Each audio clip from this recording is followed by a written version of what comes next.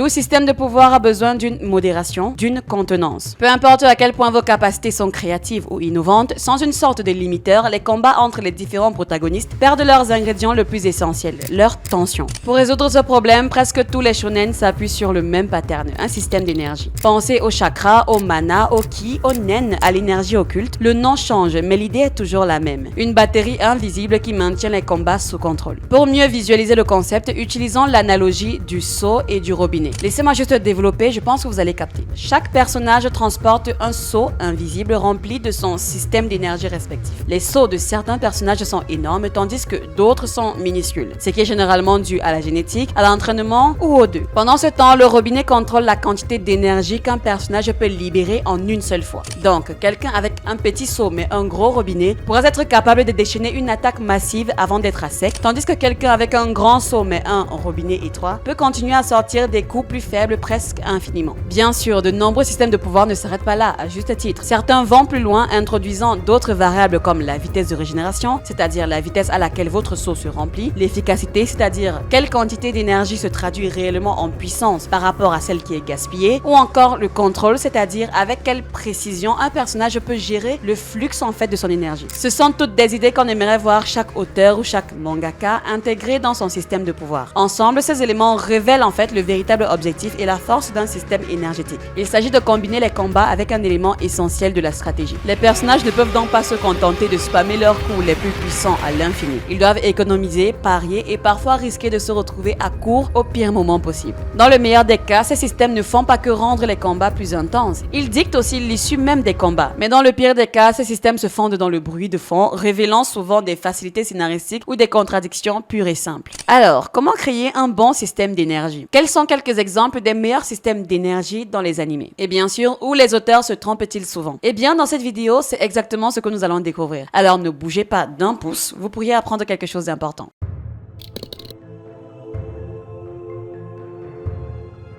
Le chakra est le système d'énergie de Naruto et en toute honnêteté, c'est l'un des systèmes d'énergie les mieux pensés de tout le shonen.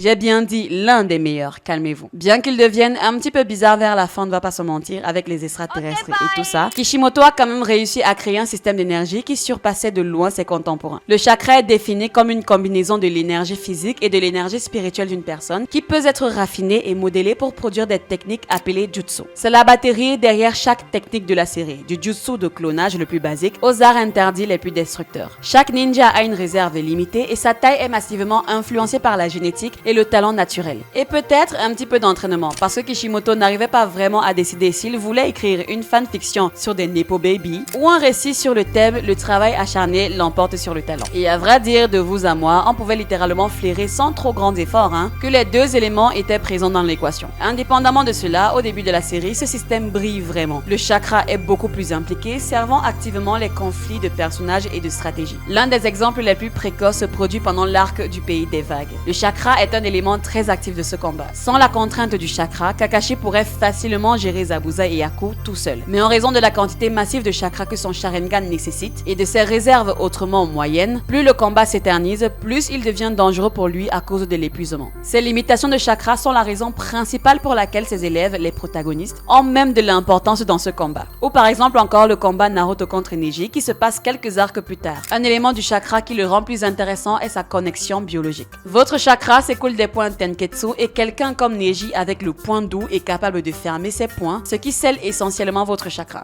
Oui, rien à faire. Donc, quand Neji fait ça à Naruto, cela devrait essentiellement terminer le combat. Mais Naruto parvient à anticiper en utilisant sa source de chakra secondaire et externe, le renard à 9 queues, pour surprendre complètement Neji, ce qui, combiné à une utilisation intelligente du jutsu de clonage, est un tournant qui lui permet de gagner le combat. Dans ces deux moments, le chakra fonctionne parfaitement. C'est un limiteur clair qui sépare les personnages de manière unique et crée de la tension chaque fois que ses réserves commencent à s'épuiser. On ressent vraiment le poids de chaque mouvement car le chakra est une ressource finie et significative. Mais à mesure que la série monte en puissance, le chakra commence à perdre de son sens. Ce qui a commencé comme un limiteur intelligent devient plutôt un détail de fond, mentionné ou ignoré de manière opportune selon le moment. La série s'en sort donc bien pendant Shippuden, mais l'illusion de l'importance du chakra commence vraiment à s'effondrer complètement pendant l'arc de la guerre. Prenez le Susanoo par exemple, une armure massive massive littérale de pur chakra qui sert à la fois d'attaque parfaite et de défense parfaite. À juste titre, c'est une capacité incroyablement éprouvante, décrite comme si chaque cellule de votre corps était en feu et nécessitant en fait une quantité absurde de chakra pour être utilisée. Sauf que, peut-être pas.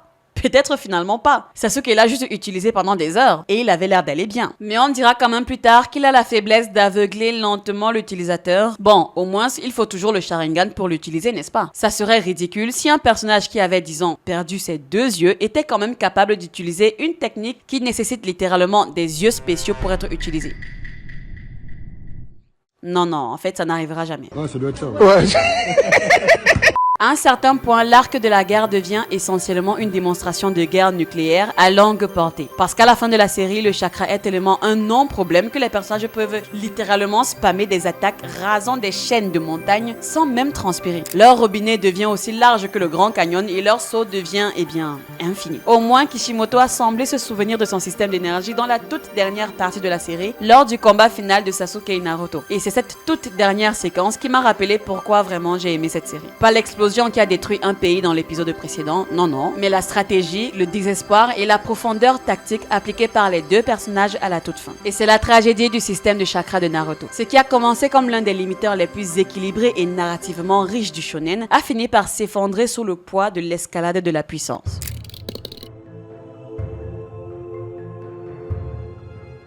Jujutsu Kaisen reçoit beaucoup de critiques. Certaines sont méritées, mais la plupart, la grande majorité, est complètement infondée, surtout venant de gens qui consomment la série sur TikTok. Parce que s'il y a une chose que Jujutsu Kaisen a absolument réussi à faire du début jusqu'à la presque fin, on va dire ça comme ça, c'est bien son système de pouvoir. Plus précisément, sa cohérence avec le système d'énergie de la série. Dans Jujutsu Kaisen, les humains produisent naturellement de l'énergie occulte. L'énergie occulte qui est donc l'énergie interne née des émotions négatives. La plupart des gens la laissent simplement fuiter inconsciemment, ce qui donne naissance au fléau. Mais les exorcistes, la profession principale de cet univers, sont capables de maîtriser cette énergie, l'utilisant en fait pour alimenter leur technique occulte. C'est une configuration simple mais efficace. Ce qui fait donc que l'énergie occulte se démarque, c'est sa polyvalence. Parce qu'en pratique, c'est bien plus qu'une simple barre d'endurance invisible. L'énergie occulte est la raison même de l'existence de nombreux antagonistes principaux. Je veux dire, ils sont littéralement faits de ce truc. Et elle peut être militarisée à un tel point que Yuji Itadori, pendant la grande majorité de la série, a pu compter uniquement sur l'énergie occulte brute pour en fait suivre le niveau de l'intrigue. Même au-delà de ça, le système s'étend constamment de manière innovante et cohérente. Et donc, que se passe-t-il quand on inverse l'énergie occulte? Eh bien, on obtient de l'énergie positive qui peut être utilisée pour soigner ou inverser les effets de vos techniques. Si vous parvenez à synchroniser parfaitement votre application d'énergie occulte, eh bien, vous pouvez placer un rayon noir qui est essentiellement un coup critique avec des multiplicateurs dévastateurs. Certains personnages renoncent entièrement à l'énergie occulte, gagnant à la place des restrictions célestes qui augmentent massivement leur capacité physique. Chaque ajout ressemble à une extension naturelle des mêmes règles de base et non pas une contradiction. Mais ce que j'aime et j'apprécie vraiment à propos de l'énergie occulte, c'est à quel point elle décide réellement en fait des combats. L'un des cas les plus fréquents de cela vient des extensions de territoire. Ce sont presque toujours des conditions de victoire instantanées, une capacité qui garantit que chacune de vos attaques touchera. Mais voici le piège, elle draine massivement l'énergie occulte de l'utilisateur, le laissant vulnérable une fois qu'elle s'effondre. Regardez Mahito contre Yuji et Todo. La défaite finale de Mahito contre Yuji n'est pas seulement parce que, voilà, Yuji l'a surclassé. C'est parce que Mahito a dépensé son énergie de manière imprudente pendant le combat, empilant coup coûteux sur coup coûteux jusqu'à ce qu'il n'ait plus rien. L'issue du combat a donc été dictée autant par la gestion des ressources que par la force brute. Donc, de la puissance à l'efficacité, au contrôle et au renforcement, aux techniques inversées et aux restrictions célestes, l'énergie occulte, c'est l'un des systèmes d'énergie les plus cohérents et les mieux développés du shonen moderne. Et je précise moderne parce que si on devait dire globalement, je pense que la fonction du nen de Hunter x Hunter était juste très bien pensée également. Mais pour cet univers assez particulier, je pense que j'en ferai une vidéo à part entière, je pense. Les systèmes de pouvoir ou d'énergie ne sont pas seulement des limiteurs. Dans le cas de Jujutsu Kaisen, c'est le fondement de chaque bataille et de l'histoire elle-même. Et honnêtement, certains auteurs devraient s'en inspirer. Sauf bien sûr dans la partie où on fait mourir un personnage impossible à tuer hors caméra, en nous donnant bien sûr une explication bateau. Bref.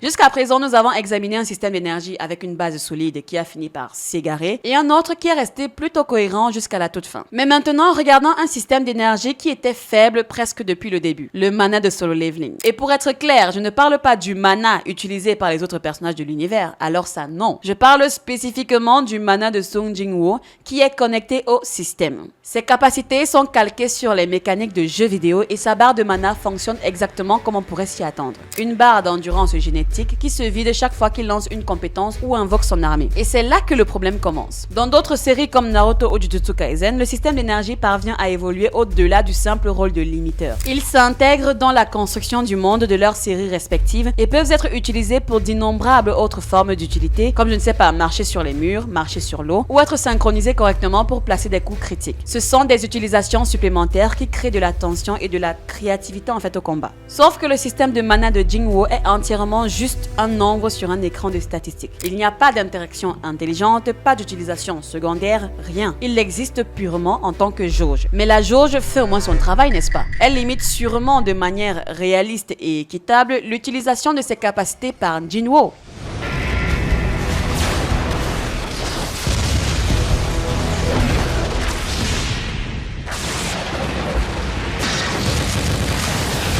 Oh my god!